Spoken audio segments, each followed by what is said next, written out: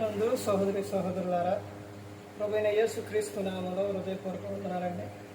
ముందుగా ఇంత మంచి సమయాన్ని ఇచ్చిన తండ్రైన దేవునికి ప్రభువైన క్రీస్తు ద్వారా కృతజ్ఞతాస్తుతులు చెల్లిస్తున్నానండి. అందరూ బాగున్నారండి. వాక్యం చదువుకొని ప్రార్థన చేసుకున్న తర్వాత పాఠంలోనికి వెళదామండి. యోహాను గారు రాసిన సువార్త 15వ అధ్యాయం 7వ వచనం. నా యందు మీరును మీ యందు నా మాటలను నిలిచి ఉన్న ఎడల మీకేది ఇష్టమో అడుగుడి, అది మీకు అనుగ్రహింపడును.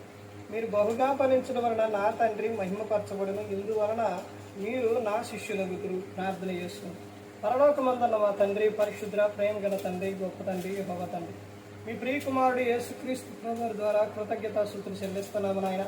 ఈ కూడికంతట్లో మీరే నడిపించండి నాయన. వాక్యం బోధించుండగా ఈ లోక సంబంధమైన జ్ఞానంతో కాకుండా మీ జ్ఞానంతో మాట్లాడే వాక్య దయచేస్తారని మా ప్రభువైన యేసుక్రీస్తు వేడుకుంటున్నాం తండ్రి. ఆమేన్. ప్రభువైన యేసుక్రీస్తు హృదయపూర్వక వందనాలండి. దేవుని కుమారుడు యేసుక్రీస్తు ప్రభు ఈ లోకానికి వచ్చిన తర్వాత పరలోక రాజ్యం సమీపిస్తుంది కనుక వారు మనసు పొందమని ప్రకటింప మొదలుపెట్టారు. అంశం పాఠం పేరు దేవుడు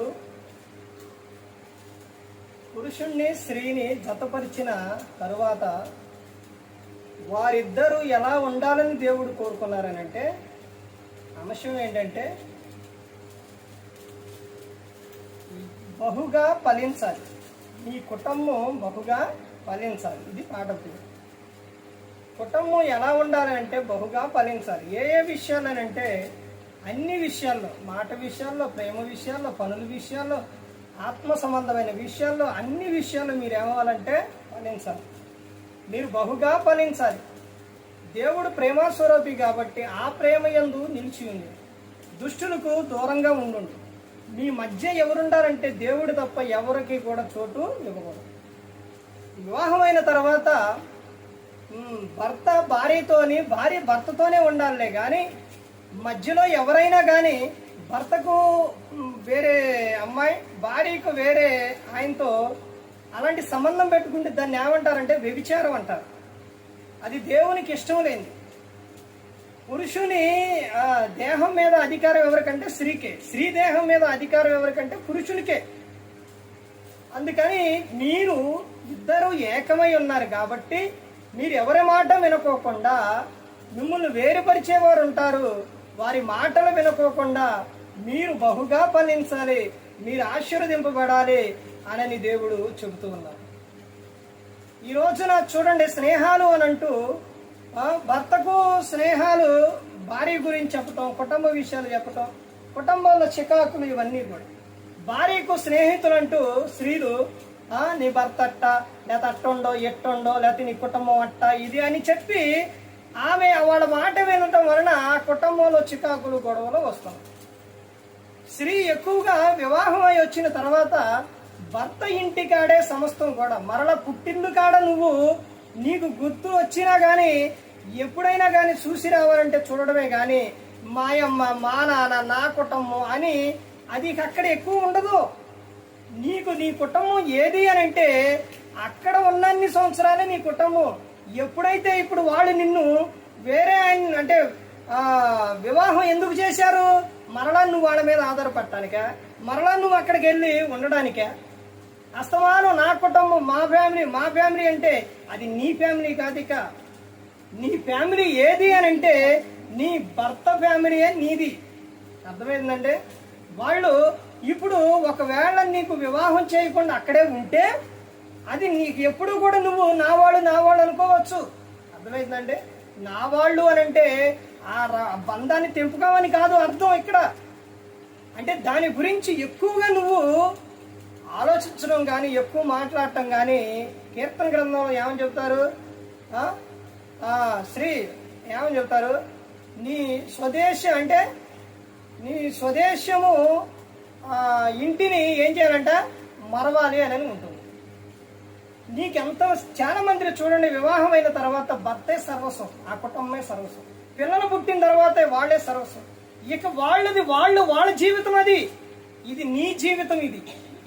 ఇది నువ్వు కట్టుకోవాలి కుటుంబంగా. వాళ్ళు కట్టుకున్నారు. ఇప్పుడు నీ భర్త లేకుండా నువ్వు పుట్టింటికి వెళ్ళి ఒక వారం ఉంటే ఒకరోజు కొంచెం ఇదిలా చూస్తారు, ఒక నెల ఉంటే తర్వాత 2 నెలలు ఉంటే ఆడకి ఏమనిపిస్తుందో తెలుసా? మా కుటుంబం కలిసి రావట్లేదు, ఇదేడు ఉండటం వల్లే కలిసి రావట్లేదు అని ఎన్ని అంటారో తెలుసండి. అసలు నీకు కొంచెం కూడా గౌరవం ఎవరో నీ భర్త లేకపోతే. అర్థమవుతుందండి? అందుకని ప్రతి ఒక్కరూ కూడా గమనించుకోవాలి, నీ కుటుంబం బహుగా ఫలించాలి అంటే భర్త భార్య వాళ్ళిద్దరు ఒకరి పట్ల ఒకరు ఎలా ఉండాలంటే, భర్త భార్య పట్ల ప్రేమ ఉండాలి, భార్య భర్త పట్ల భయము కలిగి ఉండాలి. అర్థమవుతుందండి? అందుకని ప్రతి ఒక్కరి విషయంలో ప్రతి ఒక్కటి కూడా గమనించుకోవాలి. ఇవన్నీ తెలియాలంటే ఈ గ్రంథం చదివితేనే తెలుస్తుంది. నువ్వు గ్రంథం చదవకుండా సేవకుడు వాక్యం చెప్పినప్పుడు నువ్వు వినాలని అంటే ఏంటిది ఎట్లా చెప్తున్నారు? స్వదేశం మారవడం ఏంటి, ఆది మారవడం ఏంటి, ఈ అయ్యగారు ఏంటి ఎట్లా చెప్తుండో, పుట్టినవాళ్ళు వదలు అంటారు ఏంటి, ఇవన్నీ నీకు రకరకాల ఆలోచనలు వస్తాయి. అదే నువ్వు వాక్యం చదివితే నీకు అర్థమైంది ఏది ఎలా కుటుంబం ఏంటి. తల్లిదండ్రులని, నీ తల్లిదండ్రులను ఎలా చూడాలి, భర్తను ఎలా చూడాలి, పిల్లల్ని ఎలా చూడాలి, ఇటేపున్న అంటే భర్త తల్లి అత్తమామల పట్ల ఎలా ఉండాలి, వారి కుటుంబం విషయాలు ఎలా ఉండాలి, తర్వాత అట్టేట్టు ఉండాలి, ప్రతి ఒక్కటి కూడా నీకు తెలియాలంటే వాక్యం అన్నా వినాలి, లేకపోతే వాక్యం అన్నా చదవాలి. ఇవేవి చదవకుండా తెలియదు. ఈ కుటుంబం ఎలా ఉండాలంటే బహుగా ఫలించాలి, ఆశీర్వదింపబడాలి. ఇప్పుడు నీవు నీ భర్త లేకుండా నీ భర్తని పిల్లల్ని ఉంచేసి నువ్వు వెళ్ళిపోయి అక్కడుండి ఎన్ని రోజులు వస్తారు?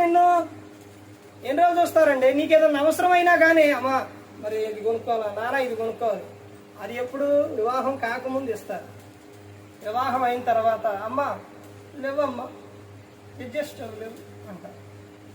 ఇంకో విషయం ఏంటంటే నువ్వు భర్తను అడిగినంత స్వతంత్రంగా అక్కడ తర్వాత నువ్వు అడగలేవు, అడిగినా కానీ వాళ్ళు ఎవరు. ఇది ఒక్క స్త్రీతో కాదండి, ప్రపంచంలో జరుగుతున్న విషయాలు, దేవుడు గ్రంథంలో రాపించిన విషయం.